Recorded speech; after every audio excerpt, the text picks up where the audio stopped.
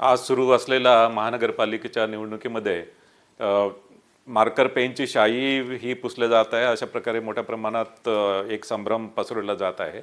त्याबद्दल माझं सांगणं आहे की ही शाई जी आहे ती इंडेलिबल इंक आहे आणि इंडेलिबल इंक भारत निवडणूक आयोग जी इंडेलिबल इंक वापरतो तीच इंडेलिबल इंक आहे, मात्र ती मार्कर पेनच्या स्वरूपात आहे। आणि हे मार्कर पेनच्या स्वरूपात राज्य निवडणूक आयोग हे 2011 पासून हे मार्कर पेन वापरत आहे आणि यामध्ये ही शाई आहे, ही शाई ॲक्च्युली पुसली जात नाही आणि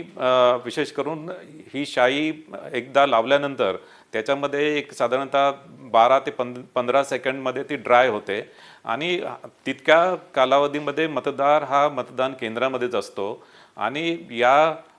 शाईविषयी कुठल्याही प्रकारची शंका उत्पन्न करणे किंवा कुठल्या प्रकारचे व्हिडिओ हे बाहेर प्रसारित केले जात आहे आणि एक मतदारांमध्ये संभ्रम पसरवला जात आहे। याशिवाय मला सांगायचं आहे की